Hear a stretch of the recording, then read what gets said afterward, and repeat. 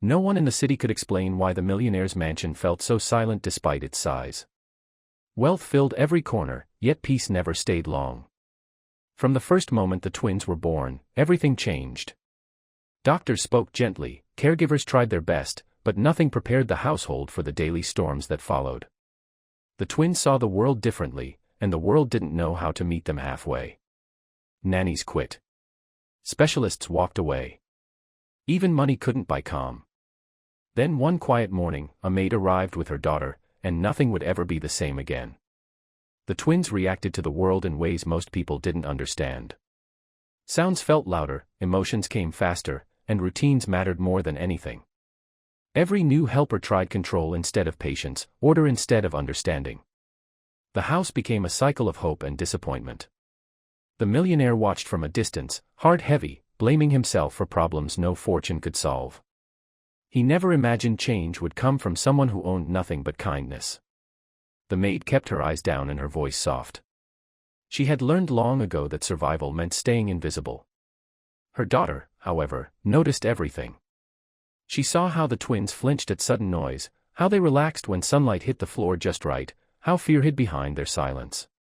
While others saw difficulty, she saw signals waiting to be understood. The first impossible moment came without warning. One twin refused to leave his room, shaking at the sound of footsteps. The daughter didn't rush him. She sat on the floor, matching his silence, letting time stretch. Minutes passed. Then something unexpected happened. He took one step forward. No one in the house had ever seen that before. Word spread quickly, but disbelief followed. Progress had fooled them before. Still, the daughter returned every day, never forcing, never demanding. She turned routines into games, fear into familiarity. The twins began to respond not because they were told to, but because they felt safe. Safety, not control, became the bridge. The millionaire watched through cameras at first, unable to trust hope again. But when he saw laughter replace panic, his walls began to crack. He noticed how his children leaned toward the girl, how their world expanded inch by inch. Something inside him shifted. For the first time, he wasn't thinking like a businessman. He was thinking like a father. Not everyone approved. Staff whispered. Advisors questioned boundaries. How could a maid's daughter succeed where professionals failed? But results spoke louder than doubt. Meals became calmer. Mornings lost their chaos. The mansion no longer echoed with distress. It breathed. One evening, during a gathering meant to impress investors, the twins surprised everyone. Instead of hiding, they stayed. They didn't perform. They didn't speak. They simply remained present. To most people, it looked small. To their father, it was everything. As days turned into weeks, the truth became undeniable. The impossible wasn't impossible. It had just been misunderstood. The daughter never claimed talent or training. She only listened. She met the twins where they were, not where others wanted them to be. The millionaire finally spoke to her, not as an employer, but as a grateful parent. He asked what she wanted in return. Her answer was simple. She wanted understanding, not reward. That response changed him more than any success he'd ever earned. From that day forward, the house changed its rules. Schedules softened. Voices lowered. Patience replaced pressure. The twins didn't become different people. The world around them became kinder. What began as a quiet act of care became a lesson in humility. The millionaire learned that power doesn't come from control, and miracles don't always announce themselves loudly. Sometimes, they arrive quietly, holding a child's hand, showing everyone how to truly see. The house began to notice the smallest changes first. Doors that once slammed now closed gently. Lights that caused distress were dimmed without complaint. The twins started recognizing patterns, not because they were forced to, but because someone finally respected them. The girl didn't speak much. She observed, waited, and responded only when needed. Her presence didn't overwhelm the twins, it grounded them. For the first time, the mansion felt less like a cage and more like a home. One afternoon, a sudden storm rattled the windows. Thunder had always triggered panic. Staff rushed in, ready for chaos. But before anyone could intervene, the girl sat between the twins, placing her hands flat on the floor. She breathed slowly. The twins mirrored her without realizing it. When the thunder passed, so did the fear. Silence filled the room, not the heavy kind, but the peaceful kind that no one there had experienced before. The millionaire watched closely now, no longer hiding behind screens. He noticed how his children followed the girl's movements with trust. Trust had been missing for years. Specialists came and went with plans and promises, but this child brought no rules, only consistency. That consistency did what money never could. It built connection. Not everyone was comfortable with this change. A senior caretaker questioned the approach, whispering that it was unprofessional, risky, untested. But when asked for results, there were none to show, except what was happening right in front of them. The twins were calmer. They were present. They were learning in their own way. Evening, the girl introduced something new. Music, soft, steady, predictable. No lyrics. No surprises. Just rhythm. One twin tapped his fingers. The other swayed slightly. It was subtle, but it was progress. The maid watched from the doorway, eyes wide, knowing her daughter had done what no one else could, without trying to prove anything. The millionaire felt something unfamiliar rising in his chest. Guilt. Not for what his children were, but for how long he had searched for answers in the wrong places. He realized that understanding didn't come from authority. It came from listening. As days passed, the twins began responding to gentle cues. They chose their seats at the table. They picked their clothes. Small choices, big victories. The girl celebrated quietly, never drawing attention. She understood that pressure could undo everything. So she protected the progress by staying calm, steady, and patient. Then came the moment no one expected. During breakfast, one twin reached out, not in fear, not in confusion, but in curiosity. He touched the edge of the table, looked up, and smiled. It wasn't loud. It wasn't dramatic. But it stopped the room cold. For the first time, the house didn't feel like it was waiting for something to go wrong. It felt like it was finally moving forward. The routine had become a quiet promise the twins relied on. Morning light, soft steps, familiar sounds. The girl understood that predictability wasn't limitation, it was freedom. With each passing day, the twins grew braver inside that structure. They began anticipating moments instead of fearing them. The house staff noticed fewer interruptions, fewer emergencies. What once felt fragile now felt steady, and that steadiness changed everyone. One afternoon, the millionaire invited guests without fully thinking it through. New voices filled the space, unfamiliar movements disrupted the calm. Tension returned instantly.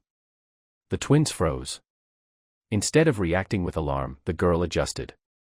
She guided them to a quieter corner, using a simple hand signal they had practiced. The twins followed without resistance. For the first time, a disruption didn't turn into a setback. That moment shifted how the millionaire saw leadership. He had always believed strength meant control. Now he watched a child lead without commanding anything at all. The realization unsettled him in the best way. He began questioning every decision he'd made about his children, about success, about what truly mattered. The maid worried quietly. Attention often brought trouble. She had seen kindness misunderstood before. But her daughter remained focused, unaffected by praise or suspicion. She didn't see herself as special. She saw herself as present. And presence, she believed, was enough. One evening, the twins surprised everyone again. When the girl stood to leave, one twin followed her to the door. No one guided him. No one asked. He simply chose to move. The millionaire's breath caught in his throat. That step wasn't just physical, it was trust in action. News of the change spread beyond the mansion. Advisors suggested programs, interviews, opportunities. The millionaire refused them all. He finally understood that progress didn't need an audience. It needed protection. He chose privacy over recognition, something he'd never done before. The girl introduced gentle challenges next. Short walks in the garden. New textures under bare feet. Different shades of light. Each step forward was measured, respectful. When the twins hesitated, she waited. When they advanced, she followed their pace. Nothing was forced. Everything was earned. There were setbacks. Days when the twins withdrew. Moments when old fears resurfaced. But this time, no one panicked. The house had learned patience. Progress wasn't erased by pauses. It was strengthened by them. The millionaire sat with his children one night, something he had rarely done without distractions. No plans. No expectations. Just presence. He realized how much time he had lost chasing solutions instead of connection. That night, he promised himself things would be different. The girl began teaching the twins ways to express choice without words. Simple gestures. Eye contact. Movement. Communication grew quietly. Understanding followed. The twins weren't changing into someone else, they were finally being understood as they were. Tension returned when an outside specialist visited. Credentials impressive, confidence loud. The twins reacted immediately. The old fear flickered. The girl stepped back, allowing the twins space. The specialist dismissed the reaction as resistance. The millionaire finally spoke up. For the first time, he defended his children without apology. That decision marked a turning point. Authority shifted. The house no longer followed titles. It followed trust. The staff adjusted. The environment softened. And the twins flourished in ways no one had predicted. One afternoon, laughter echoed down the hall. Not forced. Not accidental. Real. The twins shared a moment over a simple game. The girl watched from a distance, knowing when to step back mattered as much as knowing when to step in. The maid saw the change not just in the twins, but in the men who employed her. He listened now. He asked instead of assumed. He noticed people. Wealth had once insulated him. Now it no longer blinded him. The girl was offered opportunities, schools, programs, sponsorships. She declined politely. Her focus remained where it had always been. The twins didn't need a hero. They needed consistency. And she refused to abandon that. The impossible had become routine. Calm mornings. Peaceful meals. Gentle progress. The house that once held tension now held understanding. The millionaire realized that his greatest success wasn't measured in numbers, but in the quiet confidence growing inside his children. By the time the twins reached for the world again, they did so on their terms.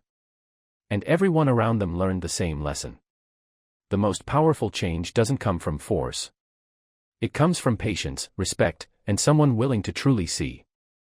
The change became undeniable the day the twins entered a room filled with people and did not retreat. They stayed close to each other, grounding themselves the way they had learned. The girl stayed nearby but didn't lead. She trusted what they had built together. The millionaire watched from across the room, hands clenched, heart racing. When nothing went wrong, when calm replaced fear, he felt something release inside him that had been locked away for years.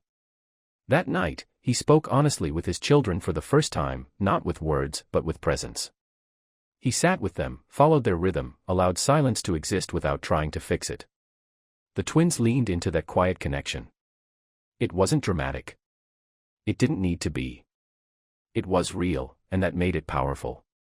The girl began preparing to step back, slowly and thoughtfully. Growth meant independence, not reliance.